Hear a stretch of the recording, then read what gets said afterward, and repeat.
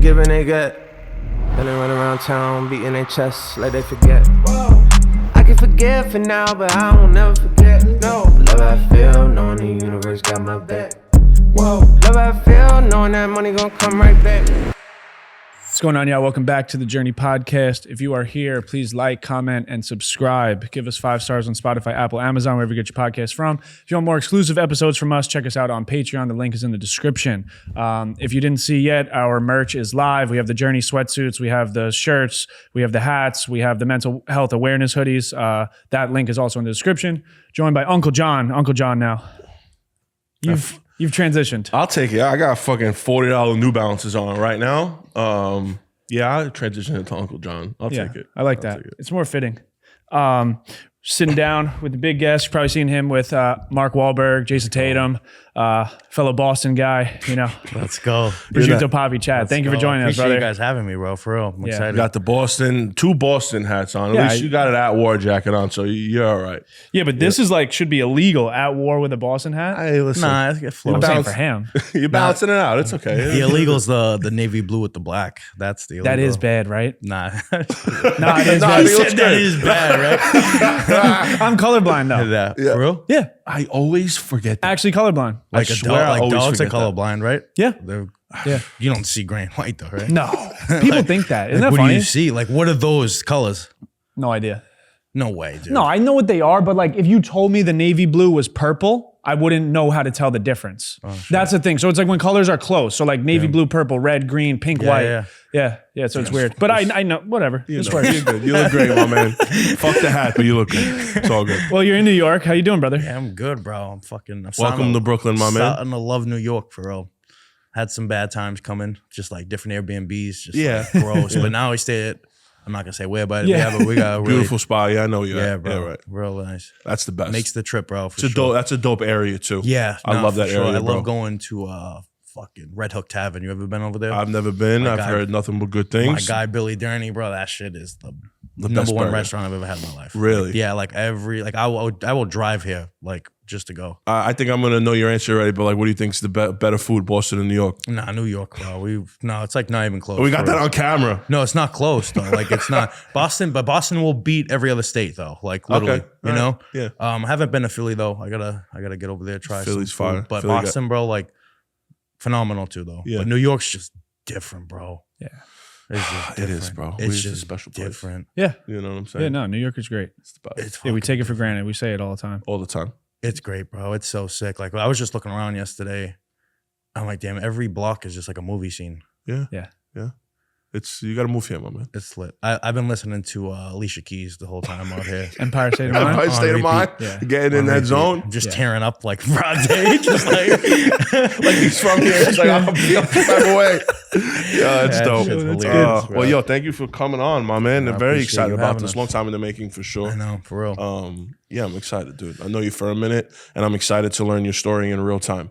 Yeah. You know what I mean? I'm Yeah, excited, this would be bro. cool. Yeah, so let's start. How did all of this start for you? You know, I mean, take it back as far as you social want. media? Yeah, but social media and then just kind of in life, I guess, coming into who you are as a person. Because I bro. think people know you from your online personality Yeah. and the skits and stuff. I don't think people really know you. Actually know me, bro. To be honest, as soon as I was born, like I was already facing like I definitely shouldn't have even been like alive. Like both my parents were like full blown heroin addicts, you know? So like right from birth, like my grandmother took me in. So I grew up. Meanwhile, I have 6 siblings.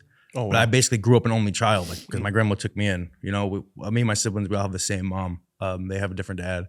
Me and my little brother have the same dad. But so right from there, bro, I'm like, I remember when my mom told me when I was born, like the power went out in the hospital, and like I was her only kid that she was like seeing born because like through the mirror. Mm-hmm. So when she told me that, I'm like, yeah, nah, I don't know, bro. I'm like, I don't know how to explain. I already feel like there's certain things too, bro. Like I have like fucking Spider-Man senses, I feel sometimes, bro. No bullshit. Like there's so many things that like I know is coming and it'll happen. I'm like, yo, what the fuck? Yeah. That And only deja vu like shit. one of my close friends like has witnessed some shit. Like I don't know, bro, but I'm fucking I definitely beat the odds, you know? Yeah, I love it. Being born. Not But, an easy place to be born either, right? Boston is just Nah, yeah, especially shit. When I was growing up, bro, like I said, I grew up with my grandma fucking, and so she quit like her bartending and like serve a job to raise me, you know? So, but I remember being like 3, 4, bro. She got breast cancer, so she didn't have a car, so we'd have to fucking take the train, go to Mass General, best hospital in the world. So like right away, I've just was like dealt these fucking real life situations, bro. You know, like the stuff I've seen, like even just like going to visit my pops in jail. Like when I was born, he went away for a little bit. Going to see him. It's just like, I feel like not everyone, like I can literally remember stuff from being 2, 3 years old, bro. Like that's like my brain. Like, I mean, obviously I don't know everyone else, but like, I don't know, bro. I just like, I remember the craziest shit, bro. Yeah, you just tapped in. You know, so. How does that feel, I guess, as a kid? Because you said, like you remember a lot of stuff, and you know, I think it's easier to remember. Obviously, we can remember the really good times in life, but it's also very easy to put yourself back in those shoes. Yeah, the trauma, bro. Like even like having grown up with my sisters and brothers. Like I grew up like this is 2000. I was born in '99, so like I remember going up because my mom, when she got like all of her kids, my mom lost custody. I'm pretty sure to like all of her kids like at one point. So all my siblings grew up with like. They have like their grandmother, their dad's mom, and stuff. But then my brothers and sisters' dad, he went away like probably like 95, like 25 years.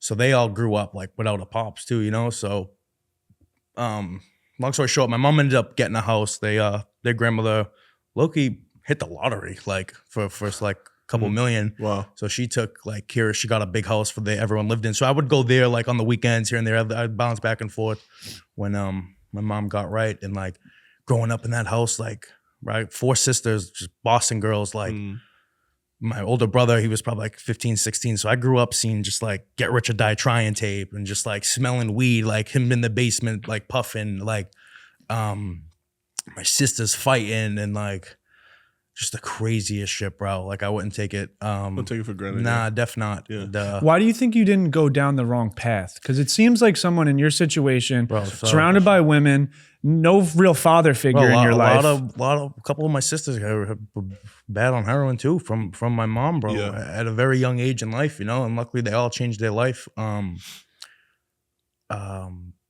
yeah, bro. So I grew up, more with my dad and my grandma. So my dad came home, like he was still, fuck, bro. I remember just like, cause like I said, that grandmother hit the lottery. So like she was paying for everyone to go to Catholic school. So like first, second, third grade, I got the end of it. That's when it stopped because then like she kind of like went through all that money. So going to Catholic school. So I remember this was one thing, fucking, they would have to sell calendars, you know, like just like that. So I remember going around with my pops, and like he was still using like when he got out of jail. So I remember him just nodding and like going into the store and like trying to get people to buy the calendars. And like, dog, I will never forget this, bro. Like I remember like we were in Maverick. It's kind of like the projects, or it is the projects, fucking. But I remember him fucking going up. He met someone up. He was like, oh, someone was asking him. He's like, oh, you got dope? And I remember just being like, Dad, like, what's dope? He's like, no, I said rope. And I'm just like, I was probably like 5, bro, 6. And I'm just like, that little shit, like I still remember. You remember it, yeah. So I mean, I'll be talking. I got a good relationship with my dad, bro. Like he always took me, like he's always, every sport game he was always there, you know. He always made sure like he definitely did what he could. But something about that generation, bro, they don't like have accountability and they can't apologize. I've noticed, you know. That's my dad, bro. My dad's an addict, and we don't have a good relationship now. But I tell people all the time that he was like a terrible husband, but a really good father. So even when I was young, I didn't know that he was drunk or I didn't know that he was doing things, but he always showed up though. Like he was always at the game. He would always pick me up from school, take me to work too, or whatever. You know what I'm saying? You just start to realize, when we talk about this all the time, like it was their time doing life first too. Right. You know, they're all learning. True. It's true. It is true, bro. You know? Like, I can't take nothing. Like my dad, I think he's been like 20 years working in the city. Like, but that's something like when I post on social media, like letting people know like some real shit that like not, you know what I mean? People like to show the good shit, but not like of course the actual stuff. So when I post that, he'll hit me up like, what the fuck? Like why'd you post that? Like I worked 20 years, I gave you everything. But I'm like, bro, just because you work 20 years doesn't take back the traumas I have. You know, I deal with this shit. My dad, bro. You know, I deal with this shit. Like he don't know, like I'll look at baby photos and just start crying. Like, yeah.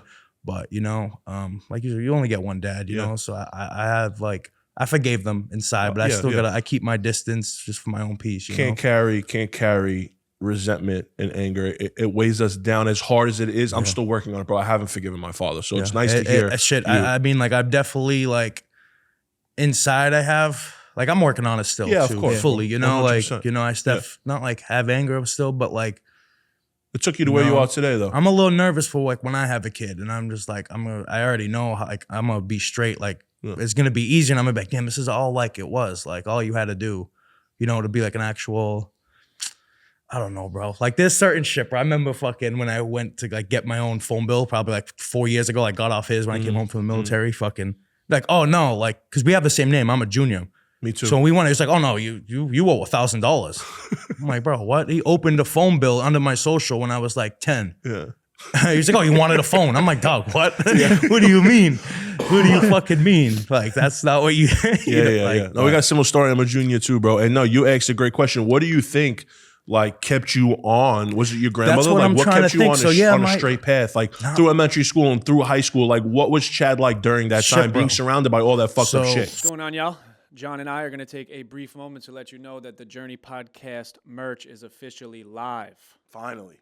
Finally. So excited for this, bro. And we just updated the website too. The updated website is now live, fully stocked with pretty much everything that we've dropped over the course of the last few months. Yeah, the new merch is the Journey sweatsuits. We have black with the Subway, top and bottom. I got the gray on, very soft, very comfortable. I like the deep hood. I love a deep hood. Huh. Yeah, no, these are cozy. Yeah, we really wanted to make a quality product and not just rush something out. So, yeah, I'm excited for these to drop. And then also on the website, we have the OG t-shirts. We have old school beanies from last winter. We have the mental health awareness hoodies. We have the OG Journey snapback.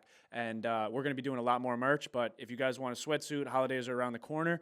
This is a great gift. And if you support us in that way, it means the world to us. So we couldn't do this without you, and we love y'all and we appreciate it. So yeah, middle school, I ended up going to public school. Like, I hated school. Like, I had beef with kids. Not like beef with kids, but like I fucking chirping. And I remember I just like, one day of just like, this kid would always just talk shit. Just like, cause I was always like a small kid, but like stocky. So I was like I grew up seeing my dad still steal, like going to Walgreens, like, oh, we need toothpaste, like, you know, like, bro. So I would grow up doing that. I would get caught stealing from like Marshalls. They have Marshalls, like TJ Maxx, like stupid shit, like stealing a mouthpiece for football, like get caught. Like, I was throwing snowballs at cars, throwing rocks through windows. Like, I was like, we grew up in the city, bro, you know? I remember my pops bought me like Xbox fucking 360, and I never forget, like, that was probably like 13, 14 out. That's when I started smoking weed too. Like, I took that, went downtown, just waiting outside of like, find someone, like, I'll be like, yo, I'll give you $50, like, go sell this, because they wouldn't sell it. I wasn't 18. Like, that was me in middle school, bro, you know? But so I definitely started to, in high school, I started to head up the wrong path for sure, you know, selling weed. My grandmother passed away. So I was living in a 2-bedroom apartment with my dad. He was with his girlfriend. I was home. You know, my aunt helped me. She co-signed for a car. So I had a car. I had a fucking, I had an Audi. But I was selling weed. So I was making money, you know, not money, but I'm selling fucking. In high school, money, any money. In high school, I was selling a QP. I was making a couple hundred, you know? So started headed up the wrong path, bro. And I remember I got finessed. I was selling this dude for a little bit, and I ended up getting finessed for like, he gave me fake bread, like fake hundreds. And I was like, okay, bet. Like, nah, I'm getting my lick back. I'm getting someone. Remember Yeezy, like 350s just came out, like the boost. And on Facebook, I'm mad dumb. Matt hit him up. This was like probably, I just tore my ACL in my senior year. So 2017, link up with him, but in the hood, this is in Dorchester. Like, I drive in with my boy. My boy's like, bro, don't do it. Like, what are you doing? Like, just take the loss. I'm like, no, I'm gonna link up. I gave like 500 in cash, like the fake cash. Dap them up, dip. And I was just gonna resell them. They were going for like 1,200.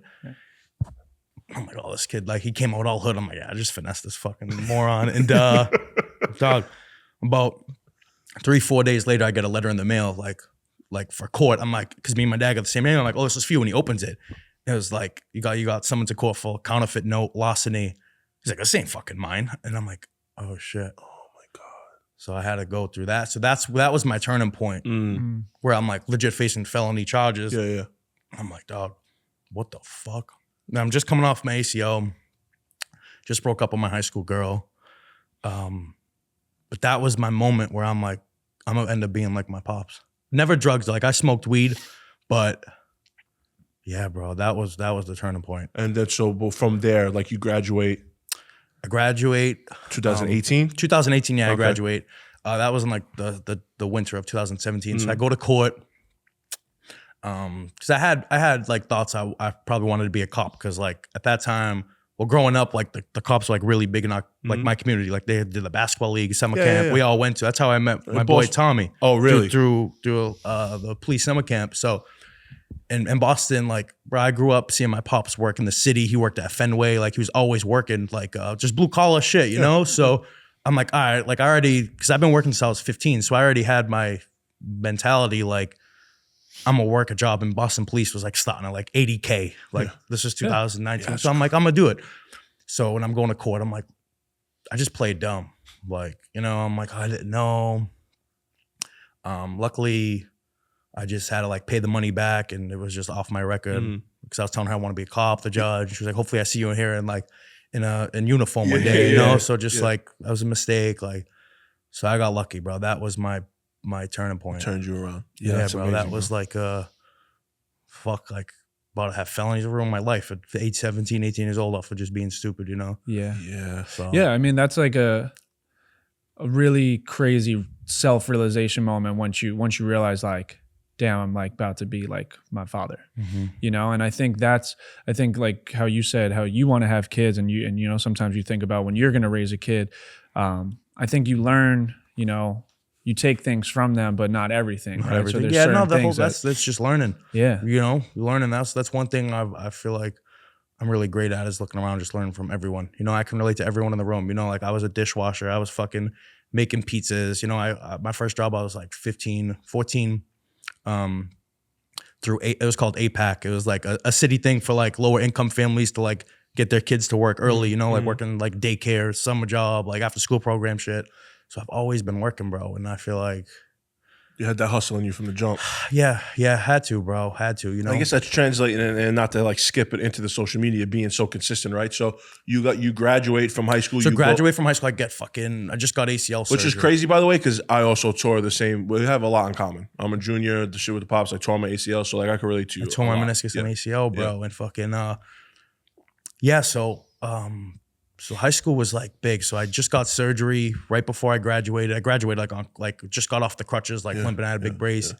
You know what's crazy, bro? And 2 months after that, I got into like a bad car accident. I got hit by an Uber driver, flipped twice, no seatbelt on.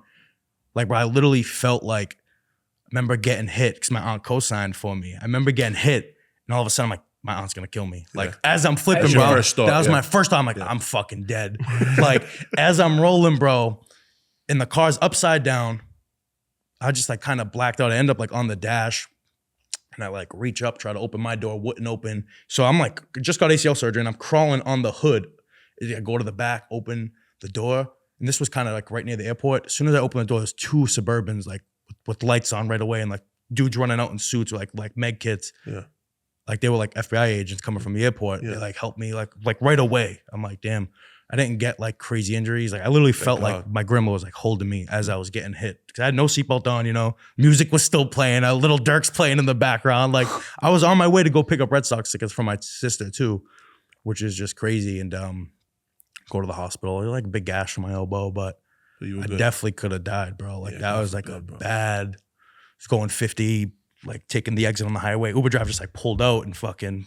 Just that was it. Yeah, I'll show you all the pictures. That shit was bad, bro.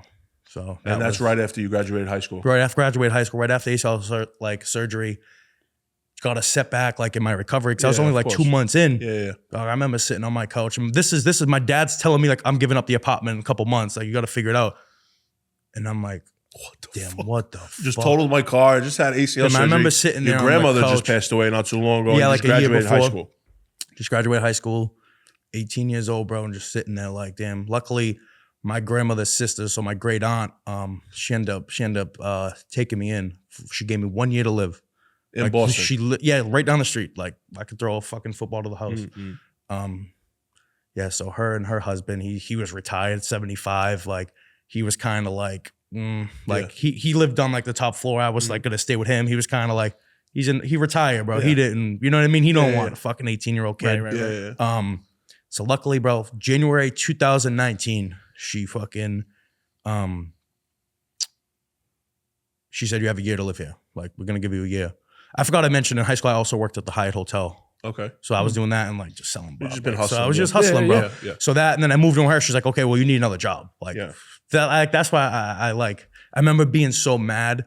Like, I'll get to why I got mad. So they gave me 1 year. And I'm like, all right, what am I going to do? Like, to move out? Like, cause I worked at TD Garden, and then the Hyatt still wasn't enough money, bro. Was college in your mind at all? Or? Nah, I had to get right to the bread. Yeah. Like I couldn't, which I'm so thankful for. Cause 100%. you know, college def wasn't, bro. I hated school. It wasn't for me either. But yeah, so 2019, I moved with my aunt. Nice. She had a beautiful crib. You know, her and her husband worked their ass off their whole life. You know, they bought a crib together. Because they used to live above, because I grew up in like a low income building. Mm-hmm. So they used to live above me, and then they built their own house. So I lived with them, working 2 jobs. And I'm like, all right, I got to figure out my career. Like right now, which is crazy because I'm only 19. Like, you know, so I like got into, I applied to be a Boston police cadet. Like their internship, you do it for 2 years, and then you go into the academy. So I applied. That took 7 months, bro. Like just the application, got to go in, fucking hair follicles, got to get recommendations and all this shit. So in like July, I end up not getting in. I'm like, all right, what the fuck am I gonna do? You got 5 months left. What the fuck am I gonna do? And then I start the army. You know, I start like that process, another fucking 5-6 month process, taking the test. And at first I was trying to do the Air Force, dumb as rocks, couldn't even get in there. Like literally couldn't pass the test, bro. December comes. I had to like take the medical exam for my knee and shit. And I take the test and scored the lowest, like literally the lowest. And fucking, cause the way it works, like you go to MAPS, they make you sleep in a hotel, then you got to go in. Yeah. Take the test, and then every single day there's different jobs based on your score. So when I went, there was one job. It was a 56 mic. That's like chaplain assistant, like you're helping the priest. I'm like, I'm not like religious like that. Yeah. So I'm like, what the fuck? Like I would have went to infantry. Like I wanted to like full time. I need somewhere to live because I had no roof over my head. My aunt was like firm on like December, you're out of here. You know, so this is December comes. I'm like there to sign my contract, thinking I'm gonna leave like the next week. And then they're like, all right, you're not leaving until May 2020. I'm like, oh, fuck. Like, all right, so I talked to my aunt, like thinking she'll let me stay a couple more months. Nah, like, yeah, we gotta go. Yeah. I figured it out. So luckily I had family in Tampa, my aunt and uncle. That's my mom's sister. 'Cause my mom is full Italian, my dad's full Irish. So that's, I was living on my Irish side. Then I go to Tampa, 2019. Prosciutto Papi was born. No, that shit ain't started in 2021. Or just the Italian side. I'm like, oh shit, this is. So I go down there, which it's just so crazy how it all works. Cause my cousin, he's like my brother, you know, like we're super tight, same age. He was training for the Navy, same time. So it all worked out. He left him. He was leaving in March. I was leaving in May. So luckily my Uncle Jimmy, he got a restaurant there, you know, boat, jet skis. So I moved there December 31st, 2019. And now, like, I remember New Year, like, it was New Year's, and then, like, we had a trip to Mexico. All my cousins, we went, came back, and now it was just straight grind mode, straight gym. And I was working at the pizzeria, just making money.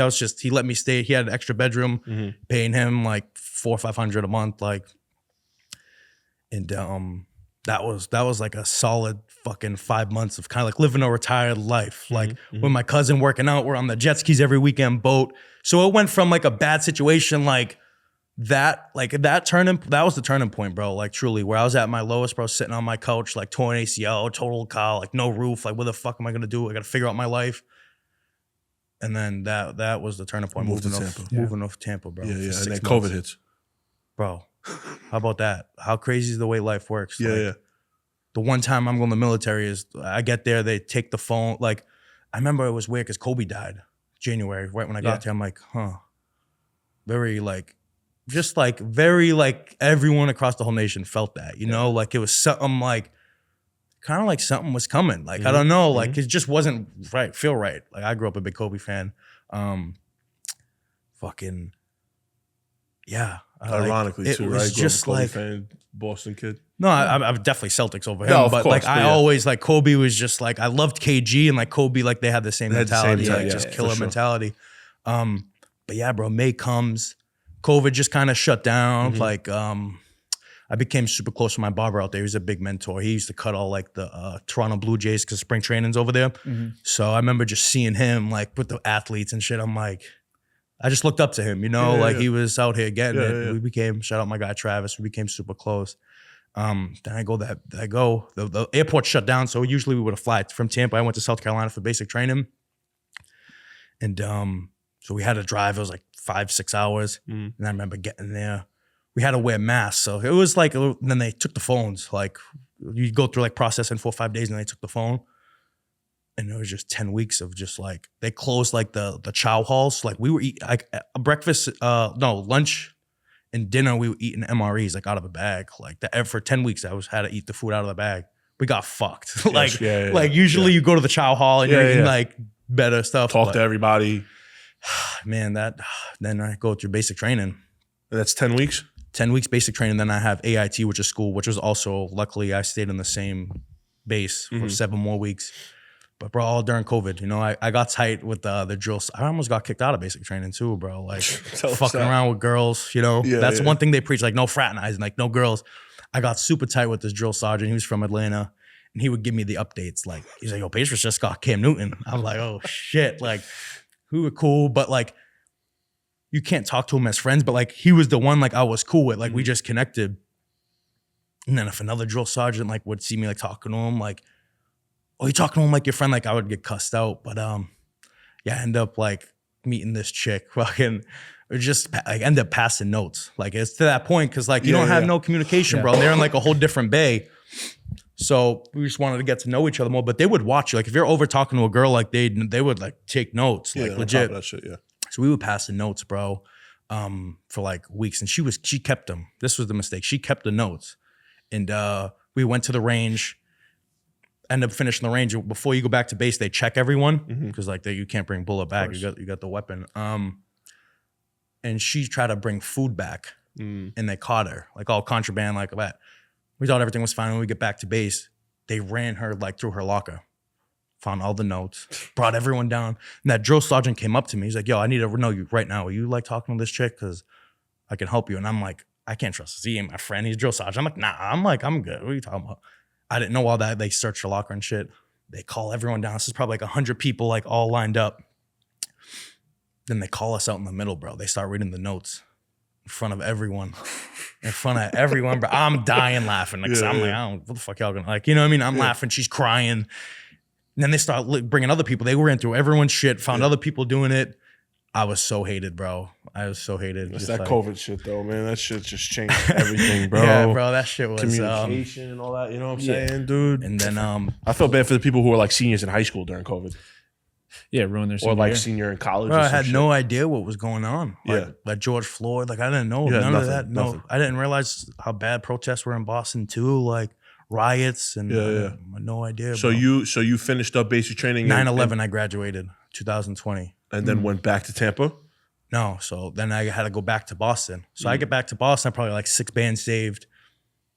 Oh, word, I got nowhere to live still. Because it's reserves, bro. I go back, I'm just like, oh, luckily my older brother, shout out my brother Lewis, he's the real inspiration behind comedy, bro. He introduced me to like Billy Madison at a young age. Like, you know, I grew up seeing him, 50 Cent, Get Rich or Die Trying, just like best era. I was sending you the music this morning, bro. It's just the best era, bro. So I always, he's the most talented person I've ever met, you know, but he holds himself back. Like, everyone has their own struggles, you know. Course. So he's a big like inspiration for me, truly. Like, so he let me live in his 1-bedroom basement apartment with him. Like he took me in, you know. So that's some shit I could never ever forget. So I lived with him until I got in the post office because I lived there for like 2 months. I'm like celebrating. All of a sudden, my money's gone. I'm like, whoa, I don't have a job because like. When we got back, it was such a shit show with the reserves. Like, we were doing online. So I was going online once a month. Time's flying, like, because it was only a 3-year contract. January 2021 hits. I'm like, all right, I gotta I got to figure it out. What am I going to do? So I got in the post office because, you know, Army's federal. City job, The post office was federal. So I wanted to double dip, like 2 pensions. Like I'm thinking long term. Hell Like, so got in there, saved up 2 months. Like that's why I don't like when people make excuses like, oh, it's so hard to like live. Like I was in my brother's basement apartment, saved every fucking check for 2 months, moved out, you know, fucking Facebook Marketplace, found like roommate, like just, I got lucky. Like he just bought his crib, like brand new spa right in East Boston. Bang, that, and I'm in the post office working. And then one night, me and my boy go out. So I can't skip this part. So when I was living in the basement apartment, that's where I seen Tommy, my boy Tommy, making videos. So we go back, 5 years old, and I hit him up. I'm like, yo, you ever want something in the videos? Let me know. Because he was just doing self skits, like hockey shit, Boston dad shit. And then we pull up, because we had chemistry. We knew each other forever, bro. Pull up, we just started making videos. Like he probably had like 400,000 followers. And then he started making videos. And he got to 1 million quick. Like we started doing. I remember those videos, bro. I remember him doing the playing like the hockey dad role. Yes. I remember those videos. Yeah, bro. Yeah. So that shit was like, because he was the first one in Boston, bro. And no one was fucking with TikTok like that. So he was hitting. And I remember seeing him. I'm like, I always loved comedy. Like I said, thanks to my older bro. Like he really, like Billy Madison. Like I used to watch that at such a young age, just crying, laughing, and always wanted to, like, I don't know. Like I've always, like, I remember when I was younger, me and my grandma, like on the radio, I heard like, oh, Disney casting. And then I went and then I froze up. I'm like, I want to go home. Like, you know, so I had it in you though. You always wanted to, like, bro, I grew up in the best era, like just like Nickelodeon. Yeah. I mean, like 90s was good too. Yeah. But like I don't know. Early like, 2000s. Like it was just different, bro. Like I always seen these shows. I'm like, damn, I would love to be on one. Like, you know, so that's why I hit up T. We started doing videos. And then fucking me and my boy Rob, one of my best friends, like we linked fucking in like Little League. We go out to dinner. It's me and him. And they got the dividers up because of COVID, like the fucking plexiglass. These like 4 girls. And I'm like, yo, like what they get? I'm like, ask. Like I'm a little bitch. Like, I ain't going up to them and asking. So he asked, and we end up sitting over there. Long story short, one of the girls I end up cooking for her, and she's like, you should really make cooking videos. Because I was telling her, like, I was filming with Tommy, just started. And I'm like, nah, I got 2 jobs. Like, I ain't fucking with that. And one day I cooked again. She made a video. It was just like, just a cool video of me cutting up, making eggplant palm. She just put music on it. I'm like, damn, this is sick. So and then she was like, listen, and she showed me how to edit. She said, you gotta bank up 20, 30 of these, then you start posting. At the time, she kind of like knew the algorithm. Like you do 1 in feed, 1 off feed. And then 2 times, same day, posting, bro, and then they start hitting. But meanwhile, I'm in the post office, bro. Like I'm going in, getting my work done, going food shopping on the clock, going home, trying to cook. Cause I was living in East Boston too. So like I was really hustling, bro. You know what I mean? Like I really was going home, making videos, editing, and then going to clock out. Like, so I did that, bro, banking up videos, 20, 30, start flushing them out. And like, I'm starting to get success with the cooking. Like got 100,000 followers in like 3 months, like off of just flushing that out. Brand deals start coming in. Shit's clicking. Growing up in Boston, I'm like, all right, like I love, like this stems back to like one of my first mentors, my barber in Tampa. I'm like, I'm gonna hit up some athletes. I'm gonna just go cook. Like, fuck it. So I hit up my dog, Damian Harris. He played on the Pats. We're still super tight. And I was like, yo, I'd love to come cook for you. Yeah, and they he had a party. I came up, cooked chicken palm, and just vibed and made a couple. Wasn't in it for the money. I just wanted to tap in, you know. And I start cooking for other ones, and then like it starts to get around in the post office, like all these old heads, you know. I'm coming in work, they're all talking shit, like, oh, you suck, go suck his dick, or you fucking suck, like, you know. And I remember one day, like, I'm like, dog, I'm done. Like, I don't want to go. I don't want to go, you know. So I took the risk, had a couple grand saved, and like try to get in the flow of like consistent brand deals. And I just quit, bro. I'm like, fuck this shit, you know. How hard was that?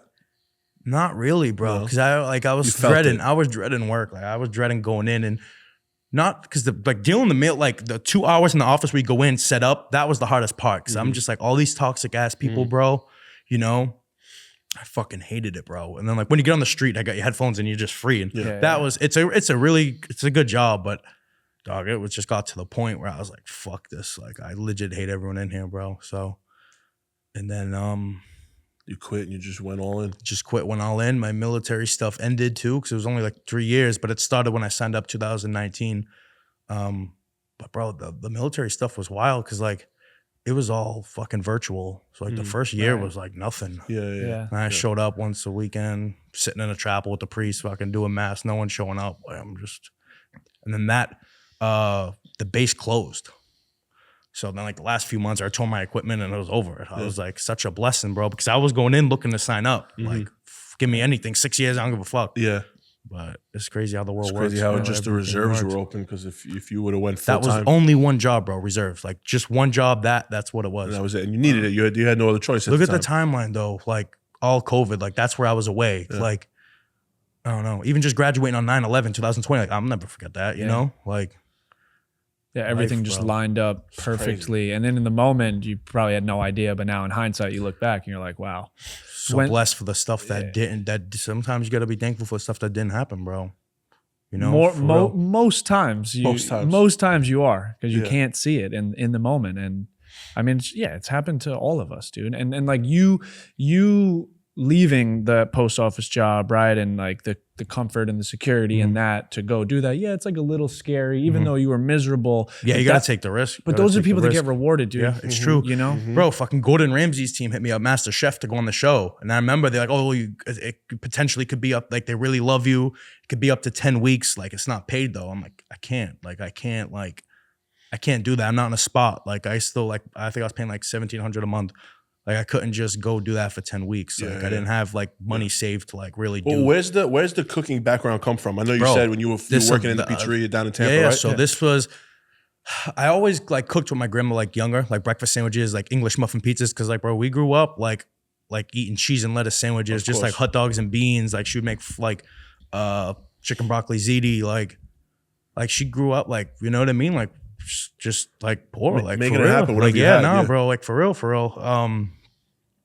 So that's where that really started. But then a big inspiration was from my older bro. Like he's, like I said, bro, he's the most talented person I know. He could sing. He could, just the funniest person I know. Like impressions, like cooking. This motherfucker could be a Michelin star chef. Like if he wanted to. Yeah. Like he has so many options, I feel like sometimes. And then he's just like, I don't know. Yeah. But he could. That's where the inspiration, like living with him, like we cooked a lot. Like we're in that basement, you know? So really him. Now, where did the name come from? Prosciutto Papi.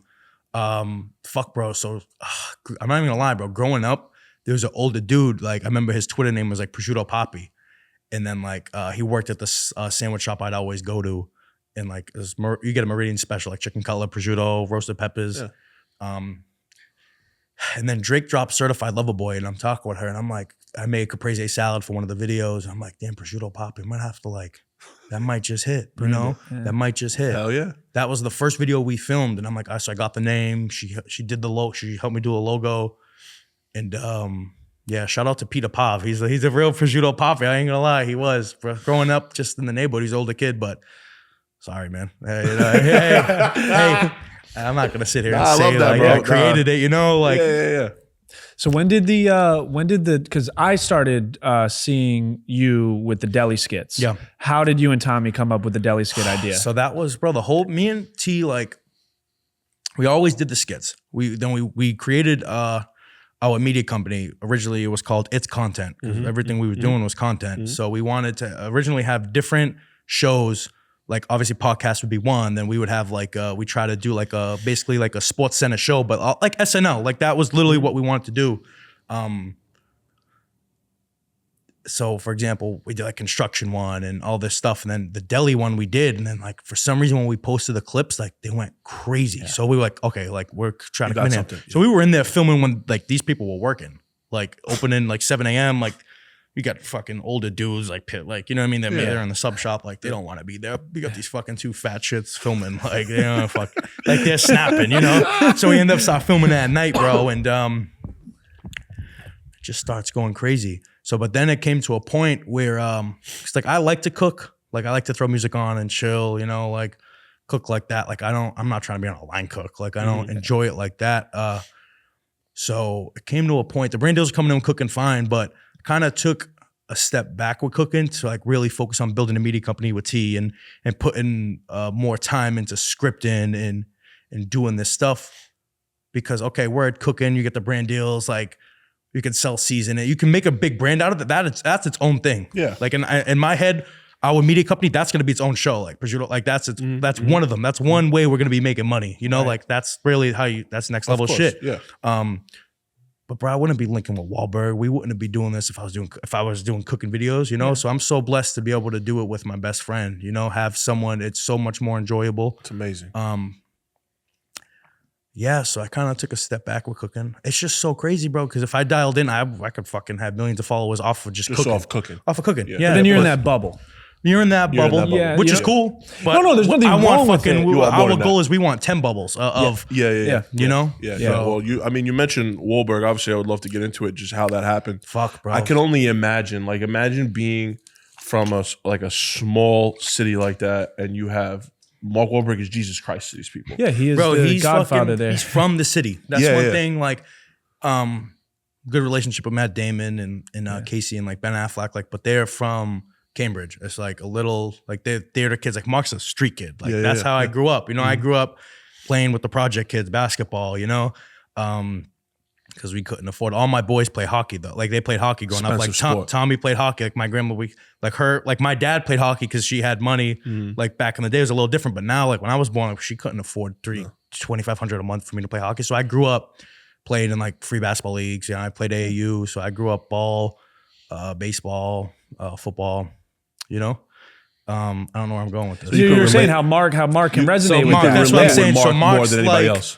Yeah. So Mark's like, he understands. And I feel like that's why he definitely sees like himself in us. Like very like, he's such a goat, bro. We actually have a vlog where he was doing like when he first launched his tequila, he was doing pop-ups like the restaurants, and he would go like do events, and every city would bring like their influences. Everyone's fucking posting.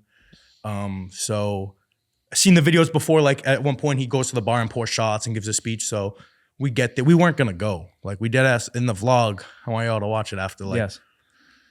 I literally say in the vlog, I'm like, shit, we might meet Mark tonight. And but we weren't gonna go. Like dead ass weren't gonna go. We dug deep and we went and walk in and it's packed.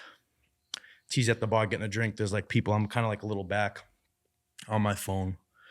And like I said, like he does a speech. So T kind of knew. So he was up in there like ready to say what up. And I'm on my phone, probably texting a chick or whatever.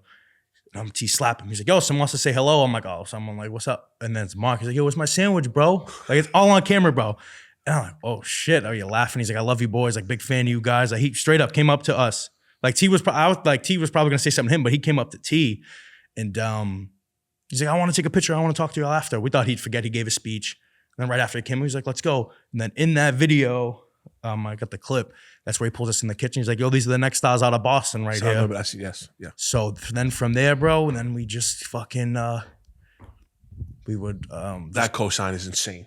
yeah, that was like a holy shit. Like And that's first night meeting him. that was that video went crazy too. Me and T I just remember, collab and it was just like millions. I'm like, damn, like Because it's so organic, you could tell it it wasn't was forced. just so organic. And then like we're me and T are like very good at building relationships, bro. Like very like the way we would approach it, we weren't like, oh, Mark, like, can we be in a movie with Mark? Like, listen, we got some questions like we want to ask, like mentor shit, you know?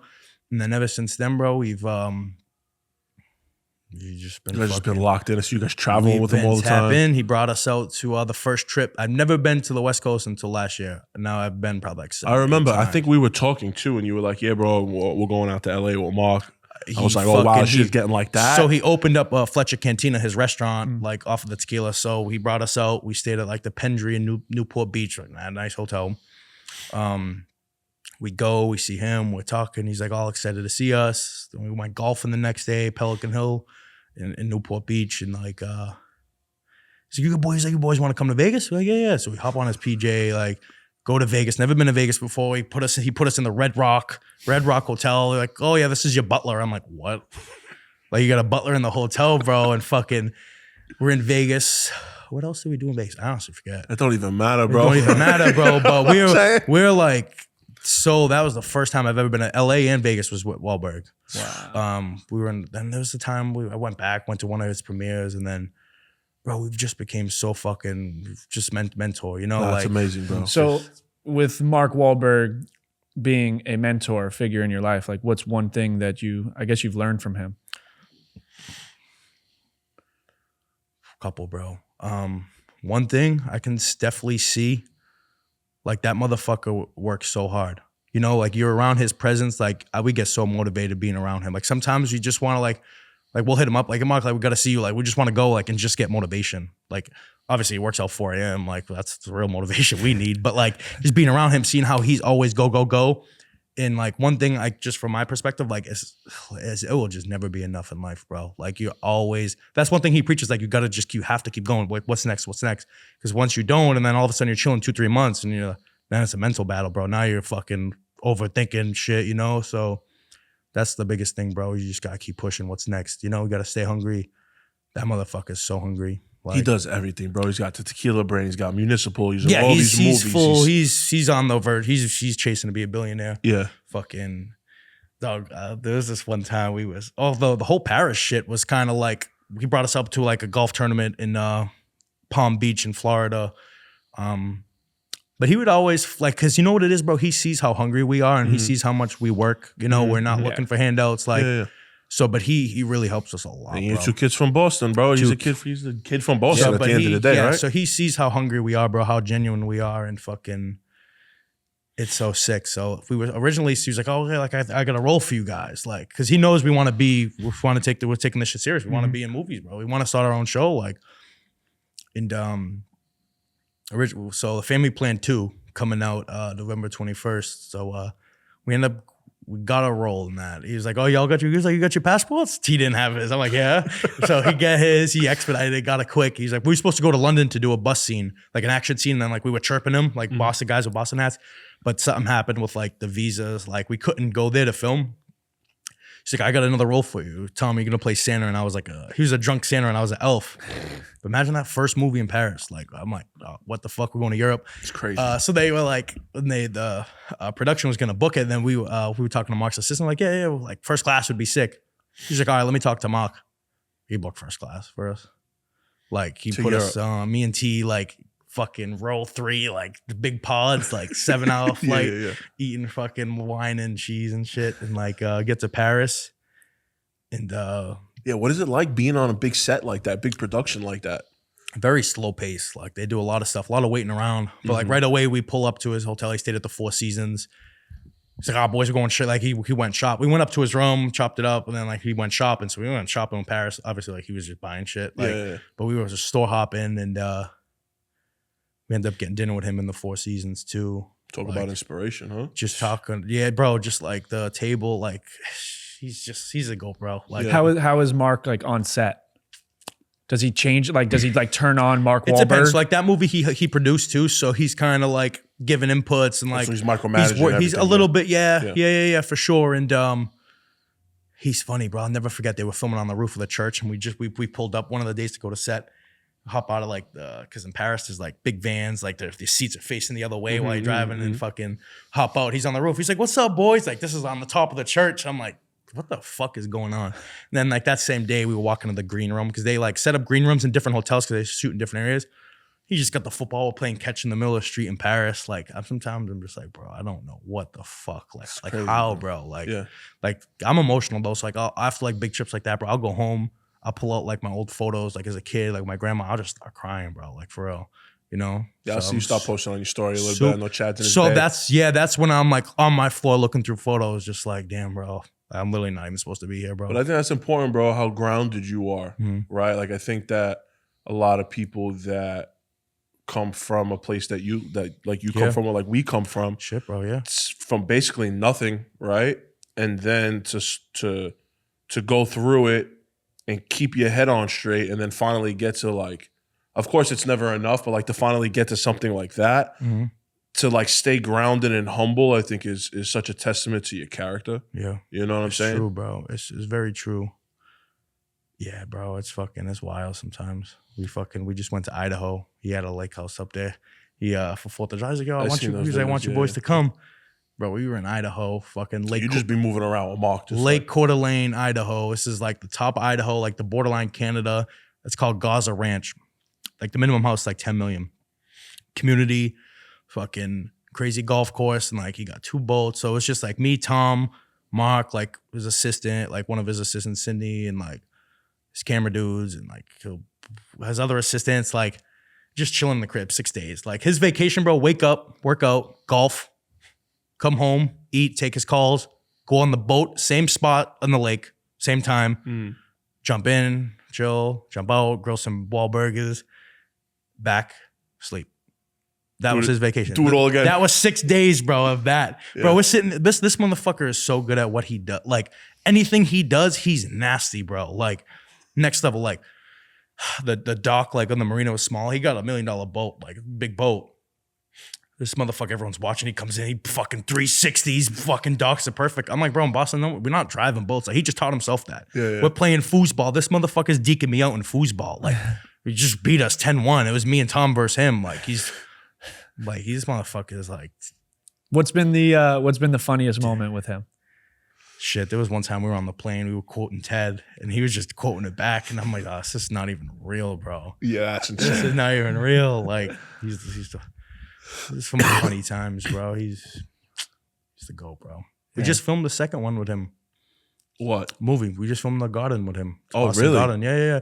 It was like, we didn't have this was like the first movie, Family Plan, we had an actual role. This one, we kind of like, he didn't produce it. Like they just paid him to be an actor. Actually, LeBron's company kind of produced half of it. It's like a basketball movie. They're in different arenas and shit, but he put us behind him, like in the stands. Fire. So me and T are bantering like about the seats we weren't fitting. He started dying. But it's crazy to see like film in the Boston Garden, like what Wahlberg. Like we literally did that. No, it's insane. You know? So now it's fucking. Well, that's also what I want to get into. Like, you're so tapped into Boston in general, but the sports teams, like, and you guys you have iconic sports teams. Yeah. Listen, the Red Sox, the Celtics, the Patriots, top notch, top 1% sports franchises in the world, right? Like, number one, what is that like? But besides, what is that like how did that happen? How? Bro, to be honest, I remember Tom always says some shit. He's like, bro, we got to keep working so like we just can't be denied, you know? So we always have something about Boston, but everyone has a chip on their shoulder. Everyone has a fucked up story, you know? Like it's what it is. Like at the end of the day, no one cares, but you got to keep pushing, you know? But T always said like we just gotta keep going so we can't be denied, and always would chip at it and like, oh, we'd love to work, blah blah blah, and like for a little bit like not really fucking with us. The soccer team was actually the first one to show love, the Revolution, which was cool. Like, you know, like there was people there, like it's a good start. Yeah, hell yeah. Smaller, definitely compared to the other teams, but then shout out to my boy Aiden. His pops is high in the Celtics. He like creates the schedule and shit. Like bunch of, I think he's the chief marketing officer. Oh wow. And so he really looks out for us with the Celtics, and that led to like doing the schedule release with them. And that but people don't realize it's not overnight. Like we were chipping at that for 2-3 years. Yeah. You know, to this day we still feel like we gotta prove like, bro, we're not just fucking social media influencers. Like, bro, we do real shit, you know? Yeah. Even the Jason Tatum, like me and Tom don't have agents. Like it's just we do our thing. Like I said, we're really good at building relationships. So even the shit with Tatum, like that took 2 years to like get going. Like we just met the person but people don't understand with this. Like for example, he has a gummy bear company. Like, bro, you got to figure out a way to like help them promote that. Money should not be, how can I make money? You get a chance, you got to plant the seed. Like you got to let them know, bro, listen, I'm trying to build a relationship, but we're not here for money. Because we have a big following, you know? So like we know our value, like they know our value. So we met the dude who owns Small Wins, that's his gummy bear. And we ended up planning the shoot for the deli. Then he cancels, like, not cancels, but like, he's like, I can't do the deli. It was supposed to be 8 at night. He's like, we got to switch. This was the day before. We're like, fuck. So we ended up doing it at this place, Concepts. It's like a streetwear store. They had a little cafe. So we had to like pivot, like, fuck, like different lighting. Like it was like kind of a shit show, different mics, scripted. But people don't realize like we script. We're going back and forth with his team editing like the script and getting approved, like work, you know? That shit like was everywhere too. That's the stuff that people don't see. They think it's just film and laugh and shit, but there's so much deep stuff into it, bro. Long story short, we end up getting that and stop pushing that out. JT's very quiet. You know, he minds his business, bro. He's like, I don't, like, a lot of people shit on him, like on social media, like, oh, he's cringe, blah, blah, blah, bro. But like, he's like, you want your kid to look up to him. You know, like you want your kid to, he's quiet, like he's, you know, about his work. He's about his business, bro. Yeah, like yeah. he's not out here. He's a dookie. He's not out here playing with guns, bro. He's not in the strip club. Like he's not. He's a face in the NBA. I mean, of course, in my opinion. Yeah, but yeah. No, he is. No, he is. Yeah, he's for sure. so he's a good dude. But he was very quiet. Like we got to chop it up. We filmed sick stuff, collabed. And then the second shoot we did with him, it was like a partnership with CVS and like the gummy bears. Oh yeah, when he's Carrying it, and that one right away, he's different. He's smiling. He's coming in, dapping us up. What's up? He's like, yo, how was Paris with Mark? Because then he's seen us film a thing. Like he sees we're not just fucking sitting here like, yo, JT, like we're big fans. Of course we are, but bro, we got You provide we have value, something bro. to offer as well. You know, like Yeah, we're yeah. not fucking just like hell yeah. goofy social media, like even though like we are comedy, but like you know what I mean, you know? So You're not right just away, influencers. he smiled, daps us up, what's up, boys? How was Paris with Mark? Like, damn, asking questions. Like, damn, this is so good, genuine vibes, and it shows on the way the videos perform. You know, like you put that all that genuine laughing, and then like what you put in is what you get, bro. If you're showing up filming, you don't want to be there, you're miserable, like shit ain't gonna do good. You know, that's just how it is. Yeah. That's one thing with social media, bro. You get it. What you put in is what you're gonna get. 100%. Yeah. Or even just like you said, you had to pivot the night before. Like I talk about all the time how difficult it is to like be stressed out and then cameras on and you're like, well, I can't be stressed out anymore. Yeah, I have to snap into some it. shit with Wahlberg too. That's one thing I can learn from him is one thing at a time. You know, the motherfucker's so busy. He's so calm. Like he'll have like crazy thing and his kid's calling him, complaining about something, and he's just so mellow, bro. So we'll take care of it. No worries. Like you just gotta stay calm, bro. That's the battle. It's all mental. Like I'm someone who deals with some like my mental shit, you know, like I'm in my head, you know, I'm my own best friend, you know, like I'm in my head all day, every day. But it's a battle, bro. 100%. You know? Now, I want to talk about this a little bit. I think this is really important, especially for just in general, man, because you talked about obviously lost your grandma, things were rough growing up, parents, right? I guess love was something, right? Just feeling love or maybe feeling deserving of love. You know, I think that's something when you have a rough childhood and have trauma, it's hard to, once you get to that point, to be willing to accept it because you almost don't even know what it feels like or what it should feel like. And now you're in a happy relationship. She's obviously in the videos. They're funny. The favorite one, my favorite one is with Tommy with the cutter and it's fucked up and then you're feeding it and he's like, fuck. That was fucking hilarious, bro. That was off the dome too. Like that was like, yo, hop on. You could tell she was like laughing like it was an she was organic laughing. laugh. Like she couldn't hold it. Yeah. Fucking, it's funny you say that, bro, because I'm someone who's just like, since my grandma died, like I've been someone who like, it's very hard for me to accept love, like for real. Very, very hard. You know, I have 5, 6, not even in my circle. Like, you know, like I'm very protective of my energy, protective of just what I have. Cause bro, I had a seed planted in my head at such a young age. Like I'm escaping all this chaos. Like one day I'm moving, I ain't talking to no one. Like that's what I had planted in my head, and that's how it is right now. Like I'm the happiest I've ever been in my own mental space. Like, and I have to stay like that. You know, I'm not trying to fuck that up. I'm on a good wave right now, but it's crazy, bro. Because when my grandmother passed, like I haven't felt like a home. Like I grew up in the same apartment until I was 18. So that was like, you know, like I have my wall, like my room. My grandma slept on the couch because she gave me her room. My dad had his room. So she slept on the couch in the living room. And I have my room. You know, I got my trophies. I got all Sports Illustrated magazines all fucking hung up. And then when I gave that up, I had to move with my aunt. I had a room. Like it wasn't like that. Like I had my bed, my TV, straight up. That's it. Little couch, my P5, P4, whatever. And then I moved to my aunt's, and then like I'm moving in my old cousin's old room. It's like photos of them. Like it's not like a home. Like, you know what I mean? Like Christmas, like they're opening gifts, like they get me one, you know, like it's just not like a home, bro. And I go to the military, I live, then I come back, live in my brother's basement. Like I'm living on the couch for months. Like then I get my apartment with my roommate and like my TV, bed. Like I don't have like like it's not my home. He owns a house. Just living. It's a Yeah, house. It's his house. Yeah. I'm living in a fucking bedroom, bro. Then I moved to my own spot, get my own spot, 1 bedroom. It's a man cave. Like it's 1 bedroom. Like I got fucking, you know, Celtics posted. Like I just like man cave. Like I have OCD though. Like I'm super clean, not like a mess man cave. Like I'm, you know, nice rug, couch, recliners. And then I meet my girl And right away, the first thing was like, even her just coming over, like I got recliner couch. Like we can't cuddle. Like I had to get rid of that. I got a fucking nice couch. But then she moved here, bro, and like she turned it into a home. Like for real, bro. Like I come home, like it takes me a lot to leave the crib. Like I love the little what we have. Like it's a 600 square foot apartment, bro, and I wouldn't trade it for the world. Like you know, I'm so fucking happy. She like, because I'm someone who's like, I never believed like, oh, when you meet the one, like you'll know. Like I'm like, oh, that shit's fake, but like, nah, shit's real, bro. Yeah, like, was it difficult to let her in? Yes, because I'm someone who's like, I kind of always think of the worst.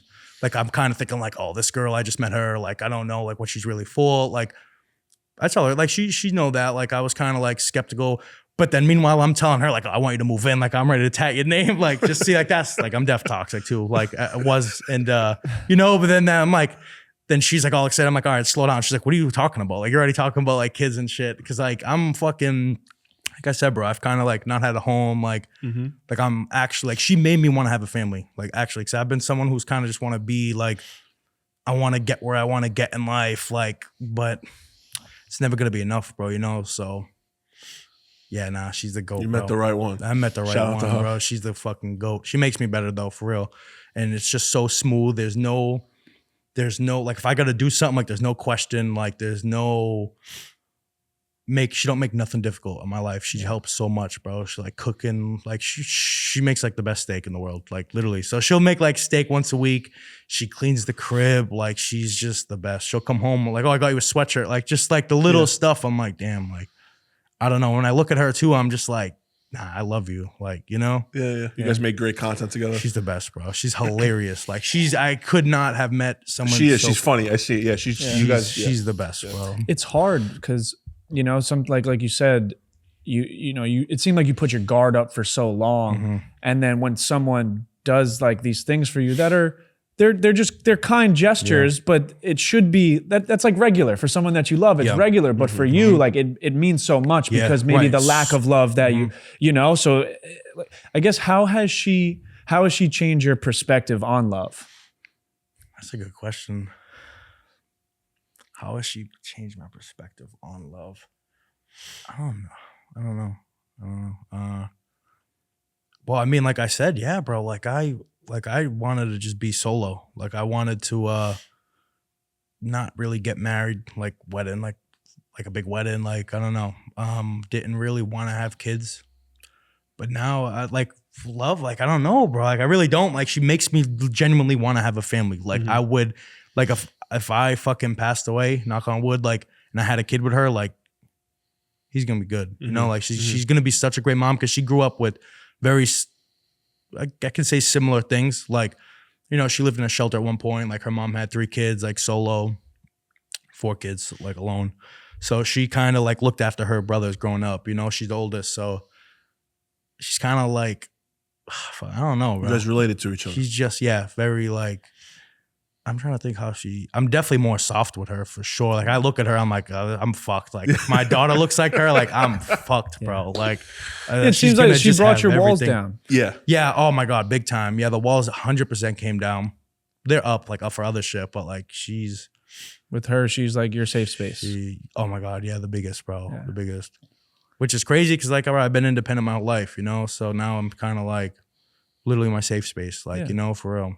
Yeah, she, you know, it's a team now. You know, you bring someone else in, and I saw someone say that what you just said about like, God forbid something were to happen, you know, they're good. You know, your kids will be good, and that's like they say that was like a key. I forgot who said it. It was like some type of like relationship coach or doctor. Someone was like, that's how you know how to choose a woman. Where God forbid you weren't there anymore, do you trust her to raise your kids and do it better, do it just as well or better if you're not there? And that's like a key indicator to know that like she's the one.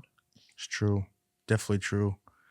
Shit, bro. You can probably hear in the stories I've told, like I've lived so many different lives, bro. Like I'm so happy with like, knock on wood, bro. If I die tomorrow, I'd be so happy with the fucking 26 years I lived, you know? So that's why I'm excited. Like I met her at the perfect time, like to have a kid. Like I'm excited for that next level, like of, you know, being a father. Like I can't even imagine how it feels, you know, like the level of determination and just like, what you got to do, you know, like it's more than you, Like, so I'm super excited for that because I definitely grew, like, had to be selfish to get where I am, like, in a way, like, you know, so. Yeah.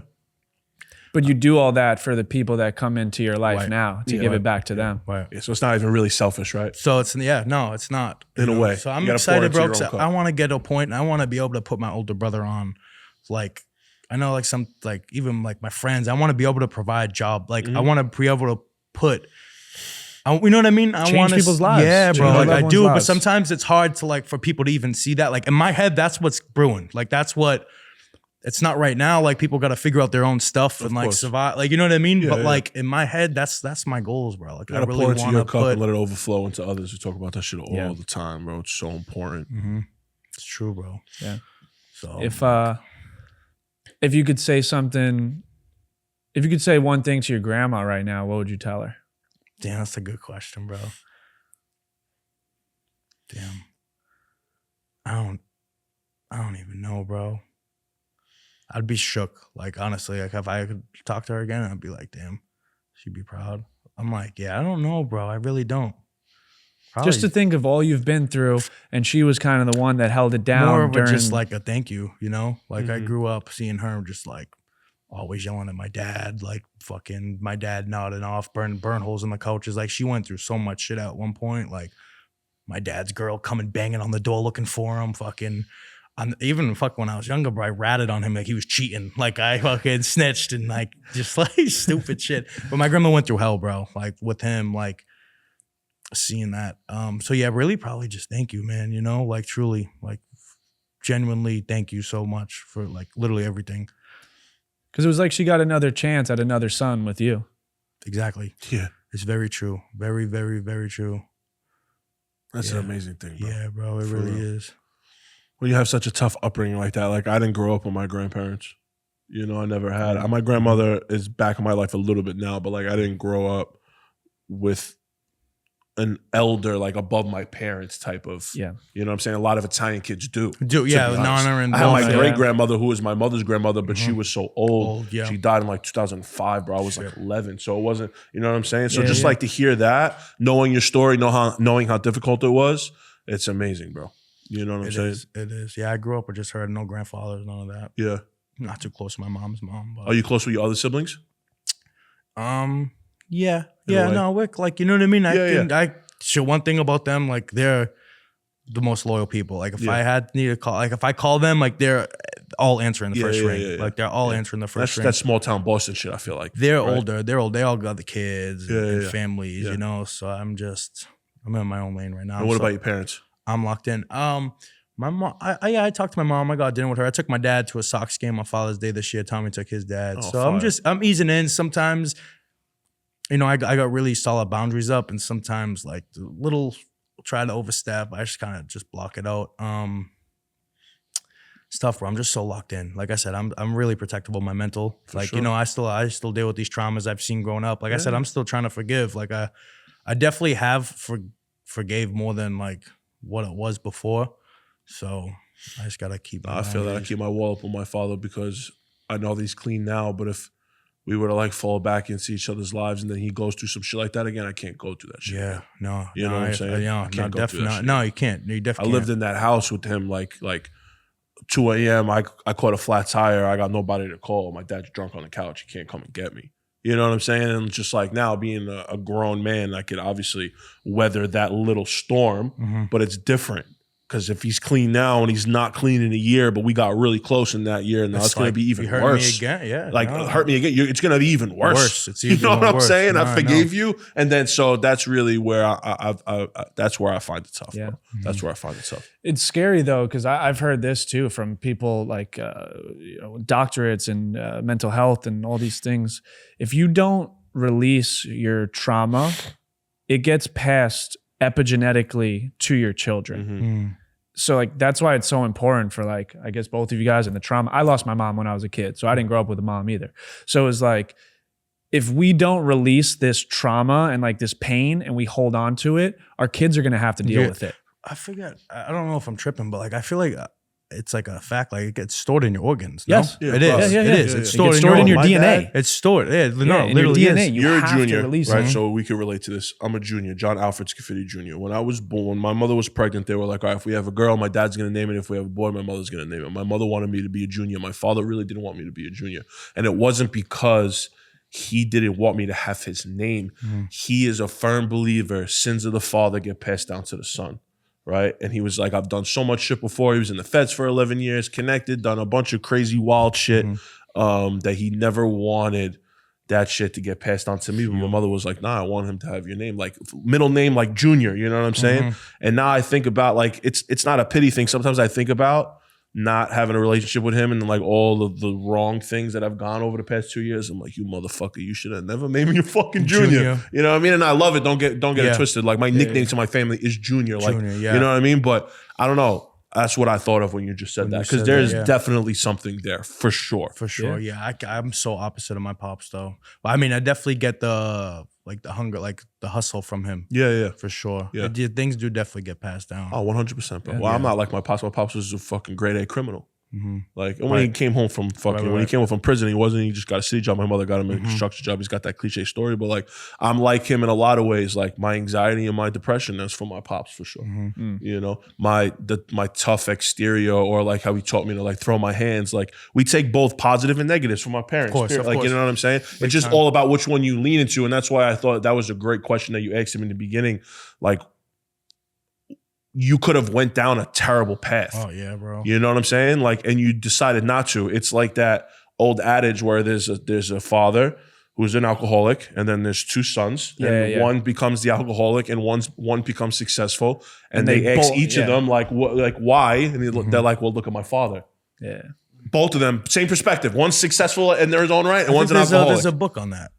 For sure. I forget the name. Not like I read books, but like I know there is. Yeah. And that's just literally all about perspective. Yeah. And what you do with that. If you relived your life 10 times, maybe 8 out of 10, you go the other way. You go the other way. You know, and it's crazy. Like the small, I mean, we talked about butterfly effect a little bit before in here, like small decisions that you probably don't, maybe not even remember, like somewhat led you to the right thing. Where you went to eat one day, or maybe you didn't run into the right person at the gas station. Maybe you went to this gas station instead of that gas station. I mean, Lilo Brancato talked about it, you know? Yeah. He went to a gas station one night and that fucking ruined his life because he did smoke crack for the first time. And he goes, I never go to that gas station. Yeah, how crazy. It's crazy, bro. It's crazy. One decision can just change the whole trajectory of everything. Imagine you never moved to Tampa. Yeah, no, I know. You know? There's so who knows? There's so many things. There's so many. Yeah. So what are your thoughts like when you're having those moments of kind of just gratitude, looking back on your life, going through old pictures? What's going through your mind? Just like the young kid, like, I don't know. I was just like such a happy kid. Like, my girl gets sad too. Like, how didn't your parents like really like take care of you? Like, you know what I mean? Like, so just looking back, like, just remember how hard like shit was. Like, I don't know. I just remember everything, like everything. You know, of course, there's things like I wouldn't remember, but like, I just remember so much, bro. Like so much. Like the little stuff of like, I remember like me and my grandma, like with the, like she'd play the Mega Millions and like we would like talk about like, oh, like what would you want? I remember saying like, this was like 2008, like with the Celtics. I'm like, I would just want to like, my birthday party, have all the Celtics come and just party and shit. And like, and now I'm like, damn, like fucking. Now look. Yeah, bro. Yeah. Now we're working with, like, it's so like unreal. Like even like she loved Tom Brady. I met him through Matt Judom at his retirement Hall of Fame introduction. And so meeting him, I'm like, I just thought of my grandma right away. She used to, because she had breast cancer. So she would always wear like her pink Patriots hat. So yeah, that was like a moment where I'm like, damn, you know, like I've watched almost every Super Bowl with her, like, you know, growing up, because my pops, he was away for a little bit. So like she taught me how to play basketball. Like she was, you know, taught me just like, we were just fucking play baseball and the wiffle ball in the crib, you know, like just so much, bro. Yeah, it's amazing, bro. Meeting Tom Brady, that's crazy. Not to like totally switch gears, but I'm just curious, like top 5 Boston athletes of all time. That's what I was just gonna. Were you gonna ask that? I was gonna say let's do Mount Rushmore, yeah, Boston, and then me and John can do New York. We can collaborate on the New York team. All right, I gotta make it clear now though. I'm going off my generation. That's fine. 99. Yeah. No Bill Russell on there. Yeah, like Larry Bird, he can't be on there. I never seen him play. Never seen him play. You know, Yeah. so I'm going 1 Brady, 2 David Ortiz, 3 Paul Pierce. Ah, man, this is where it gets tough, bro. Like, cause I want to say like KG, but then there's like Gronk. Like, there's so man. I'm gonna go that. That's the 5. Yeah. Gronk. Okay. All right. That's my 5. Gronk and KG. I like that. My grandma used to swear KG was like, you know what's fucking wild, bro? KG shows so much love to us. Like, he reposts all of our stuff. He's the man. Really? Yeah, bro. So my grandma used to always be like, because I always loved KG, like his mentality. Like, I had his Adidas. Like, there was so much, but she used to be like, I don't care. He's smoking pot. Like, because he used to be so tapped. She's like, I don't care. He's high. It is so fucking funny, though. What's your KG's a hear fucking around much legend, for in bro. New York? All right. So he did 5. 5. Yeah, We'll do 5. Yeah, All right. Jeter. Derek Jeter. Yeah. Is Eli in there? Yeah. Eli's got to be in there. Got to be in there. Yeah, dude. I'm not even a Giant fan. He's got to be in there. he has to be. Eli has to be in there. If we're going our generation, right? Yeah. Carmelo. Yeah, that's the one I had on my list too. Okay, so that's 3. So we got Eli, Jeter, Carmelo. Oh, man, bro. This is where it gets sticky. This is where it gets sticky. Because not for nothing, like New York sports teams have been fucking garbage for a long time too. For a long time. You know what I'm saying? Oh, it's tough. Wow. Are we going iconic or are we going talent? No, like You know what? I'm just thinking in my head too. I'm like, damn, like if it was just like talent, not even just sports, like, bro, New York has like so many. of course, yeah, just yeah. artists and just like. Yeah. I would say iconic, not talent. Iconic, like Right, New York. because I could put Revis in there. Yeah, no. Like, Right, but like if we're talking talent, Right, Revis is right, the right, best right. corner, like, arguably. Iconic. Damn. Yeah. So all right, so we got Jeter. We got Eli. We Eli, got Carmelo. Melo. It's tough, bro. It gets tough because the sports is like. It's Dude. you gotta go another Yankee, bro. It's like is it like A-Rod? Is it like fucking Mariano Rivera? Mo, the greatest Yeah. closer of all time? Mariano Rivera. You know what I'm yeah, I saying? mean with the rings. I don't know. It's tough with the sports, bro. Yeah, because they're stupid. Like Lynn Sanity was on a little run for Right, the Knicks. yeah, like yeah, yeah. took Bro, over. a lot of people would put Brunson there right Brunson now. right Right now. now. is You New know what York I'm saying? icon. Like, there's people he's- that say Brunson's like the best Nick ever. he hasn't passed Melo yet. He's unstoppable. There's bro. people that put him above Melo. which is it's I'm a just little saying. insane. I'm not saying right I'm now. one of those, but I'm just saying No, he's. I You know. know what I'm saying? He's How one far of those. Melo took the Knicks? I mean, they went Eastern Conference Finals 1 year or no? 1 year. 1 year. If Yeah. that. I don't even think See they if went to the Eastern Conference Brunson- Finals. I think but it it's was- just what he did to the Yeah, Garden. Those game winners against Boston. I mean Chicago. Sure, yeah, Bro, no, bro. that- That oh was my like Derrick God. Rose. Like that was his best entrance, NBA. that first game, I Oh. get fucking chills. I'm not even a Knick fan, bro. Like watching him walk into the Garden, it was insane. Like what he did for the city because the Knicks were so garbage. He bro. brought, You know he what I'm took saying? over, bro, and they were in the playoffs every year. That year that was what, like 2008, 9, 10, 11, 12. Yeah, Yeah, like 10, 11, 12 was with like Derrick that. Rose and Yeah, LeBron on the yeah, Heat. Like yeah, them, yeah. that was, I mean, growing up, that was the best time in the NBA. Oh, Yeah. 100%. You know, Playoffs I were mean, in the world, insane. bro. I just didn't in see general. the 90s, but that was like the best, bro. Yeah, yeah. All right, so who's our last one? We need to go one more. Can't go 3 Yankees, dude. I'm not doing that. I'll give you two. What are you gonna throw? Jose Reyes in there, bro? Come on. David Wright. David Wright. Wright. Like it's you know what I'm saying? Like I got no issue with Hideki that. Matsui. Jason Giambi. Yeah. Andy Pettit, Roger Clemens. Come on, dude. The It's- Yankees have more people to pick from, bro. It's okay. Mark Teixeira. You know what I'm saying? I would Jorge go Posada. David Wright. Judge. Like there's a Yeah, lot. There's no, a lot. honestly, There's Go a lot. Judge. There's a lot. There's a lot. Realistically, you There's a could go lot. Judge. Yeah. Yeah, Another- Judge and Brunson def. Another- No, I'm just Yeah. trying to think though, bro. There's no good Giants. No. Like our I mean, if you're talking generation. icon, you throw Odell in there. You could throw. I mean, if but he's not a fucking- We're talking about our generation. If we weren't, you'd throw like LT in there. Oh, Lawrence Taylor, of You course. know what I'm saying? Yeah. Yeah, So so it is hard it to. depends. Well, Lawrence Taylor is the pick there. Lawrence no. Taylor is the pick there. I don't care about the generation, but yeah. Now, give me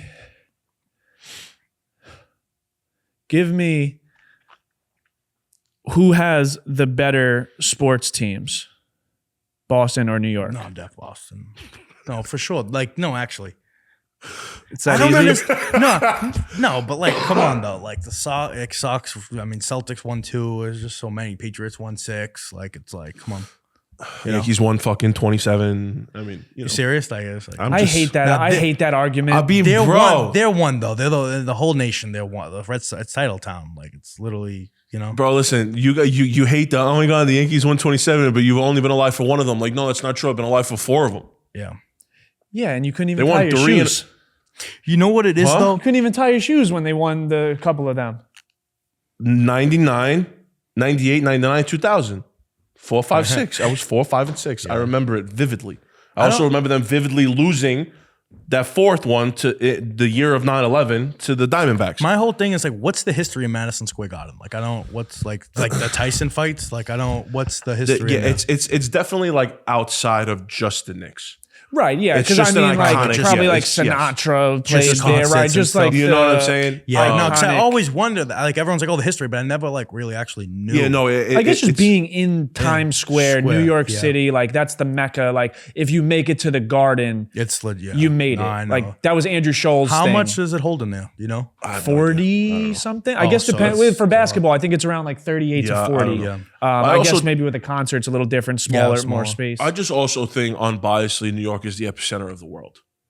So it's just like you Fair. play sports here, you got a fucking stadium here, like Yeah. whatever the case may be, it's just always going to be just iconic. And I think that it works in Boston's favor, Boston being so tight knit and also being so good. Yeah, you guys, you're right. You are title town, bro. Not for nothing. Like, no, fuck they it. are, and then New York is just like with artists, like music and just like Yeah. just talent overall. I feel like it's That's because New York. everybody also comes here too. Yeah. Eventually, even if you're not from here and you want to make it, like you can make it in New York, you can make it anywhere, right? Like Yeah. that shit. I just is feel like real. there's so many people produced out of here. Yeah, yeah. You know, even like fashion, yeah, that's what fashion, everything. different. It's just different everything, level. you know. Yeah, just So I mean, food, a different level. Like That's- you guys had New York literally is like 70. Yeah, it's the majority. but I think that's also interesting. Like, do you think it was more difficult for you guys to pop being from a place that's not as mainstream as, let's say, in New York, or do you think it was easier because there wasn't as much competition? Yeah, I def think it was easier. One, because we're a dying breed, bro. Like being from the city, like there's no one really making content from the city. Like we've been doing it for 4 years now, so like we really stand out with that. So when these companies have campaigns and need to push it, like we're top of the list. Like Yeah. humbly, like we are, bro. yeah, We've worked yeah, our ass off, like for real. Top of mind. So I'm so blessed to be able to be from Boston. I'm so blessed to have the childhood I've had because I had the most authentic Boston. My dad literally got arrested at Fenway Park on the job. Like literally, like I couldn't have had the most Boston fucking experience ever, bro. Yeah. You know, like Does it still feel like home there? Has it changed at all? it's changed. Definitely changed. It's home, bro. It is. You know, Like, can you see yourself living somewhere else? if for the career wise, if it made If it sense, made sense, if yeah. it made sense, yeah. in but LA or in New York or some shit. Just Do you want 'cause. your kids to grow up in Boston? Right now, not in the city. I do not want them. Definitely not to be in the city. That's I how mean, I my feel, too. goals, bro. I've always wanted a house. I want a pool. I want an in-ground basketball hoop. Like that's my shit. That's how I know I made it. When I course. have that, that's where that's my not fucking endpoint, but like it's gonna be all right. What's next after that? But like not for my kid basketball hoop. Like I'm trying to hoop. Like I want a full court. You know. Yeah. I remember, like I said, with the Mega Millions, with my grandma used to like always like I want a go-kart track in my backyard. Like I want it all, bro. And you'll get it, my man. So we just gotta keep pushing, bro. Yes, So to sir. answer your question, yeah, I think it's definitely better, Yeah. especially representing New England in 7 states, 6 states, whatever. That's also what we forget. We said that off camera. Like, we're the tri-state area. Yeah, They have 7 fucking states Yeah, in New the New England, England Yeah, area. so You know it's, what it's I'm saying? nice, bro. We get a lot of love, you know. So it hits home for a lot of people, millions of people in all in New England, you know. yeah. So Yeah, you guys are them dudes, bro. blessed, bro, for Yeah, real. For yeah, I real. love it. To close us out, I want you to give some I'm all advice. fired up. I want to keep going. Oh, you want to keep going? Yeah, we can keep going. Hell yeah. What What time time, what time is it? Yeah, we got What do you guys got to do? 12:30. Oh, we do have more time. We got time. Well, I'm still Nah, gonna it's ask the up same to you. question. Yeah. What advice would you have to like a young kid that's maybe not in the best position right now, 18 to 22, trying to figure out life, doesn't know what he wants to do, life isn't the best. Yeah. What do you got to tell to him? Fuck, bro. One, you're never gonna figure it out. Like no one has shit figured out. You know, like I don't give a fuck who you are. No one has it figured out. You know, it's you just gotta keep pushing, bro. Like you really have to do. You know, like all right, say you're going through like 4 or 5 difficult things. You just gotta take them on the chin one at a time. You know, because it might not all get figured out. Like you might like it's not just gonna swing in 24 hours. You know, you just gotta just chip away slowly. You know, and then once you do get a little momentum, with, you know, positive and just like good things happen. You got to protect that wave of momentum, you know? You really have to. You got to be careful who's in that circle too, you know? That's so important. Can really, really fuck up a lot of stuff, bro. Energy's so real, bro. And shit, I feel like we live in a world right now where it's like normal to be like a bad human. Like it's so sad, bro. So it's a very scary world, bro. You know, right now. So you just gotta stay. I don't know. Hold the fort. You gotta hold the fort. Yeah. We're in a time period right now where I feel like, regardless of people are very successful and not successful in the middle of that, like whatever the case may be, I think like everybody's going through a tough time. Yeah. Right now, I just feel that for some reason. It's kind of like, I don't know, bro. Everyone hate I'm not even trying to bring like different races, but like, for example, like Middle East, like they stick together, you know, in Asia, they stick 100%. Together, but in American area, we all hate each other. Just fucking beefing with each other. I just don't get it, bro. So it's kind of like stay in your own lane, but you got to be a good human, you know, but you kind of, I don't know, say hello to people, like on the street. But we live in a street where it's like, you don't even get that. Like, good morning, like on the street, you know, like, you say that to a girl, it's like, you know, it's like weird. I don't want to fuck you. It's like, okay, lady, I'm like, relax. You know, for real, bro. It's kind of sad. I've seen a video where like some kid who's like pranking. He's like, oh, can I have a hug? Like just asking people, and everyone's like ready to fight him. I'm like, it's weird. I mean, I wouldn't want to hug someone too, but like, I mean, it's just like everyone's like filled with anger, bro. Like in the world, the weirdest right now, thing, bro. You know? I don't know. Yeah, it's a weird time. I mean, I think social media plays a role in that. I think I also think the world is very soft right now. Mm-hmm. I think accountability is dead. I think there's a lot of keyboard warriors where people can hide behind the screen. Yeah. And I think that's making the world also a weird place where people can say anything now and there's no consequence. Yeah. People can treat people how they want on the internet with no consequence. Shit, you can even do shit in person now and kind of get away with it. Yeah, no, I know. It's everything is so I don't know what's the word? The fucking liquid, like fucking free flowing. Like you kind of just do whatever you want now. Everything has to be accepted. But like where you grew up in, you know, in Boston, tough city, you can't do that. You talk to someone, you know, like we grew up. My dad, tough love. Like, hey, a lot of people just need slaps. Some people just need to get hit in the mouth. Hey, it really is as simple as that. You know what it is too? I feel like in this business too, like some people, the way they carry themselves, you can kind of just like tell a lot of people never been punched in the face. 100%. Like sometimes you need to get dead ass, bro. It's true. Like, but yeah, bro. The thing about the internet too, it's such a fake world, bro. Yes. The biggest so I see people quit social media because they like can't handle the mental, which is a big thing. But it's like, bro, one shit Wahlberg says too, you don't read the comments. Like, what the fuck? Well, that's what I was going to ask you. I was going to say, you guys being fucking ginormous, bro. It's like, I feel like a lot of small creators, one of the issues that they have is that they're just like kind of scared of public perception, right? I would just wonder if you could give advice to anybody that's starting out in the content creation game that is going to go and read those comments. Yeah, even if it's 50% good or 50% bad. You know what I'm saying? It's always going to be bad no matter what. I mean, one, you can't get into this shit if you're going to be worrying about what other people think. Like, that's the first thing that got to be out the window. Two, you can't fall into the like, oh, I got to engage with these comments to be in the algorithm. Like, that shit's not true, bro. Yeah. Like, it's not like, you don't need hashtags. I can tell you that. That shit's all fake. And then I guess the biggest two things is consistency, and you just gotta not be ass. Like, straight up, like you gotta have, you know what I mean? You can't just like, you gotta have a talent or something. And something. Yeah, some people are just like, or you have to be willing to accept that you're ass and it's gonna take you a little while to get good. Mm-hmm. Yeah. Because a lot of people go into it thinking, I need this to be perfect. Yeah. And they put their all into one piece of content and it flops. Yeah. And now they get discouraged instead of putting out 20 pieces of content that are all kind of ass, kind of okay, but you learn. That's what's wrong right now too, is everyone in the world wants to make videos and fucking make money, but that's not what it is. It's not, I'm just going to post a video, everyone's going to laugh and it's going to get millions and we're just going to make money. It's like, bro, it don't work like that. No. One, the biggest thing I can suggest is you have 30 videos banked up. Mm-hmm. You know what I mean? Like, don't be ass. Like, just like, you know, like, don't film with a dirty camera, like camera lens, like, you know, like, don't film, like, you know what I mean? Like, the little stuff like effort. that. It's care. It's care. Yeah. It's talent and effort. Don't like you could go far with just a lot of effort and get the talent along the way, right? But the thing is that what I feel like a lot of people don't like is they're gonna fail publicly, but they're also gonna progress publicly. But you're gonna start here publicly, and just it's gonna be public. You know what I'm saying? And you can't compare to other people too. Like everyone has their own. Well, we live in a world now where that's out of the window. But you got to stay like level too. You know. Yeah.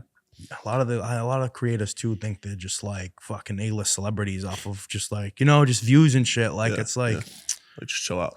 Yeah, man. Social media is a fake world, bro. Fake world. And I feel like that's why our shit does good, because it's just genuine. It's all organic and all real. It's genuine, you know. Like we're acting. That's the whole point, which is good. So like when people are like, oh man, like I'm excited to come to Sandwich Shop, I want to see you. Like I'm like, we're doing our job. Yeah. Like motherfuckers really think we work there. You know, like we're not putting on a facade, we're acting, like we scripted, like everything's scripted majority, like we'll loosely like branch off, fuck around a little bit, but yeah, bro, I love the shit you guys do with like Lil Mo or the Scarlatti brothers. You know what? Mo's one of the biggest inspirations for me. Yeah, talk about that. Like, we had Mo on here. He came on here and he fucking went into it, bro. He's talked about shit he's never spoken about before. He's one of one. Mo's been through everything, bro. I love Mo. I remember sitting on my brother's couch in the basement, living with him, like pissing at Mo. Like Mo is one of the first people I've watched, bro. And we built such a good relationship. You know, I love to see Mo.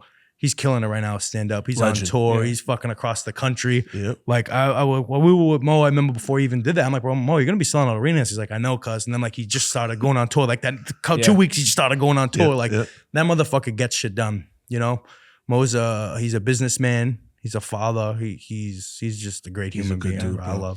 I love Mo, bro. Love Mo. And then even the Scarlattis, you guys do a lot. Great kids, bro. That's why I love New York too. Like it's so similar. You got a lot of friends here too. Like I feel like Nick and George are like, we're the same age. Like they're twins. Like they remind me of like, I have so many friends back home that are twins. Like, like I don't know. Like they're literally like, I feel like I knew Nick and Jojo forever, bro. Like they're such good kids, bro. I love Nicky, Jojo. They're super talented, super hardworking, you know. Come from just with their pops the other night. Great family. Legend, yeah, I seen that. Big Joe's a legend, bro. I love Big Joe. He always like, he's the fucking GOAT. He'll always slide up on like whatever me and Tom like eating or something. He's like, take it easy, fellas. Like he's always, I always comment that. I love when he's in the kitchen and he's cooking. Yeah, he's a legend, bro. I always comment, take it easy, Big Joe. He's the best, bro. I think we're about to go to their house for the Giants play the Patriots. We're about to go, probably just eat and Hell yeah. Nice. Yeah. They're good. They're great family, bro. That's the big thing too, bro, is connecting with just genuine people, you know. It's the best part. You got to gravitate towards the genuine people, bro. Hell yeah. People that feel like home. Yeah. You know what I mean? Yeah, and what you guys do is so important. I think why people like it is because you're making them feel something that the world needs right now, which is like just laughter and joy and just like basic comedy too, bro. Like we that's why I'm excited like to eventually we want to make our own movie eventually, and just like world just needs like the movies in the early 2000s is just like so much comedy changed. So much. There's no more Ted or Step Brothers or it needs Pineapple Express. Right. You can't do that anymore because, like I said, the world's soft. Yeah, people get offended now when you make those jokes still, or like you can't do it. Or go watch some movies from the mid 2000s. I watched Dodgeball the other day, bro. I was crying. I watch American Pie like once a quarter. Yeah, just to keep me grounded. I remember this was probably probably like a year ago. I remember I watched like White Chicks Rated R and I smoked a J. I was crying, bro. They never do no shit like that anymore. You can't do it anymore. It's sad. But I think it's, you know, times change, you know, and things start to like pivot. And I think we're like at the bottom of like a bell curve of the world not being so soft anymore. Yes. Yeah. I hope. What goes up must come down. I hope, bro. I hope. It's tough. Like even when, how can you bring a kid in this world right now? It's like, it's scary, bro. It is. You got to make fucking $250,000 like to do it too. It's like, I don't like, that's just the way of the world. Schools, like, I don't know, man. Well, we've been talking about how it's always like, what's next? What's next? It's never enough. No. I'm just curious, like, what's next for us? Yeah. Like, I know you've reached nowhere near the pinnacle that you want to reach. I know you're not surprised that you are where you are in a way because you knew that it was going to happen. But I'm just curious. Like, I love you guys. I watch shit all the time. I laugh. It's great. I just want to know, like, hanging out with Mark a lot, being on set, being in 2 movies. Like, where do you see you guys? Like, what's next? So this is like the past 3 years, bro. We've been trying to build this media company, and it's just like we've learned so much. Like, we're obviously getting like pulled in different directions. Like, we actually just rebranded it. We try to work with this, our whole thing, like was kind of figuring out money for a camera dude, like consistently, because we need two, like one editing, one filming, like two cameras, because it's me and T, like we kind of need two cameras rolling.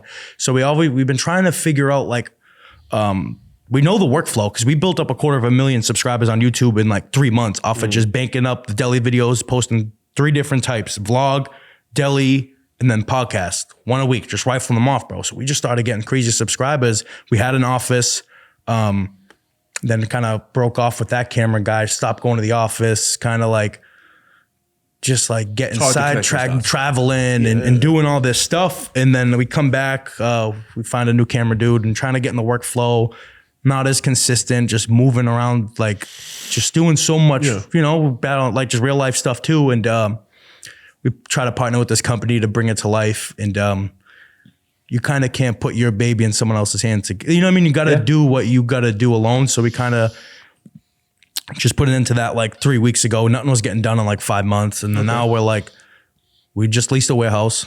Fire. About to build a deli set. Let's go.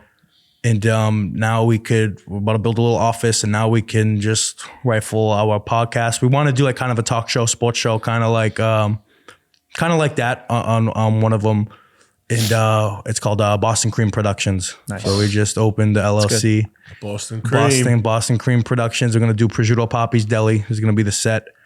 And bro, we're hungry, more hungry than ever right now, which is it's crazy because we've done so much, you know. So we're excited. Really. Lock us in for a skit. Yeah, no, we gotta go out there and do a fucking that would be skit. funny. Really wants to do a skit. We gotta too. come out there, bro. We're gonna come out there in the new year for sure.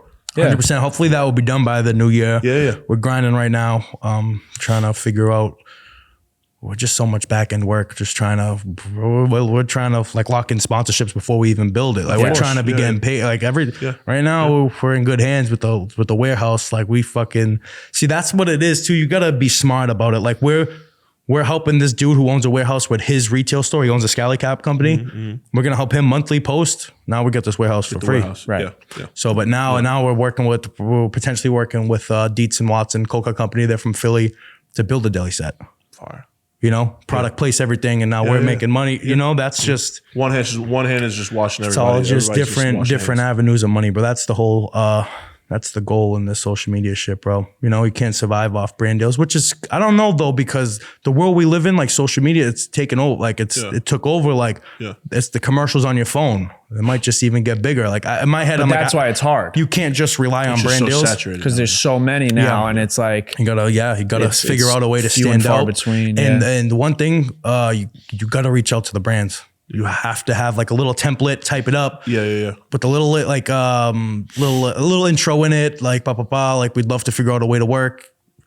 Copy paste, like literally just fucking me and Tom, bro. When we first started, we probably rifled off at least 25 DMs each to different companies, and now, you know, you work with them once, and now these agencies, a middleman, and now they're just remembering you. They love working with you. You guys are so good, editing so quick, you know, just genuine and.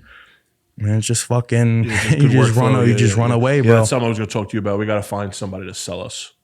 Like agency or some shit. You know what I'm saying? I feel like, but then the biggest thing is you're better off in your own hands. Well, you're better off in your own hands than just fucking reaching out, trying Nobody's going to care as much about your shit. No, that's one thing. That's one thing right now. Control your own destiny. Yeah. I feel like that's the biggest thing we have right now is it's all in our hands. Like, no representation. Eventually, we're gonna need it for like act, like for an agent for like acting roles. But nah, bro, the social media shit, it's so easy to do. Like once you get in the flow of, it's all about effort. Yeah, at that point. That and knowing you got to stand on business. Like you really got to know your value. You know. Like you have to. People are trying to fucking undersell you up and spit you out. And bro, agents right now, like the world, like I said, it's just everyone's a slime ball, bro. Everyone's a slime ball. You're like, it's sad. You know, you just got to make sure you're on the email chain with them, and you're seeing the invoices they're sending. Because all of a sudden they're pitching you, telling you you're getting pitched for 5 bands, but they're really pitching you for 7, and he's taking the 10%. Like, you know what I mean?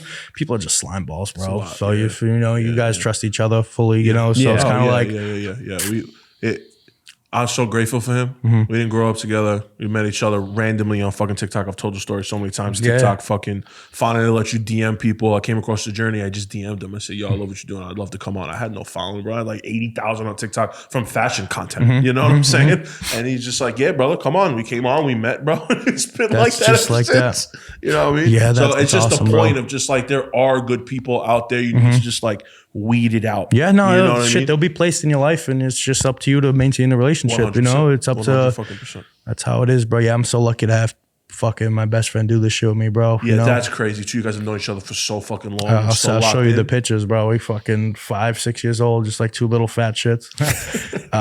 But yeah, bro, it's so surreal, bro. Yeah, it's dope. Such a blessing. Yeah, we didn't even talk about the Dunkin'. The Dunkin', I got to tell you guys about that. I would love we to still know got that time. story, Yeah. how that shit Yeah, what time happened. is Yeah, it? we got time. 12:45. bro. Yeah, I got bro. The way that worked, like that was like like I That said, was with Matt Damon and Casey. Affleck. Yeah, to promote their movie on Apple TV. So the way that worked, bro, like I said, when we originally started, like we were rifling like DMs. No one's hitting you up to get paid. Like you got to go out there and chase. yeah, Like so, that's how it all eventually like first started with reaching out, and then you start to get DMs of, like I said, agencies like have this company that needs a campaign, like their product, like they need a push or event, like so that's where that will come in. So one day we got an email, 2024. This was all right with the Mark. Like we just went to Vegas for the first time, seen him, and we get back.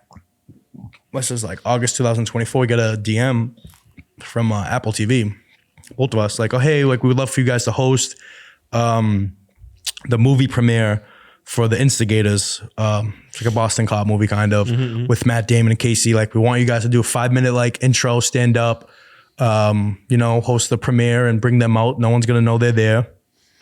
And we're like, oh fuck yeah. And then they're like, oh, the next day too, like Fenway, they're doing the first pitch. Like we'd love to have you guys. They put us on the Green Monster and like we're on the field, film them for the first pitch. Just created content, help promote the movie. Yeah.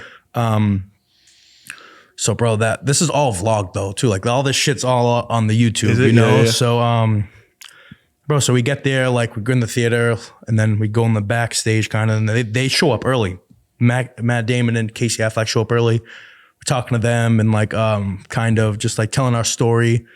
They were into it, like, you know, they were very calm, mellow, like they probably get that so much, you know, but they had no idea what was going on. Like me and Tom scripted, like we're going like for the week leading up, we're like scripting, telling them like how this is gonna go. They're changing the script like the day of, like even on the spot they're changing.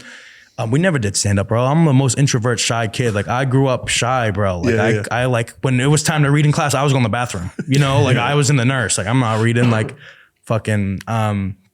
Long story short, we're talking to them, and then we go out and like we're doing our speech. We got our index cards, but we memorized it. Like we were in my apartment practicing for like 2 weeks. You know, and then we bring them out. It goes crazy. Probably like a theater, 350 people. They come out quick. Then we go out, take our photos.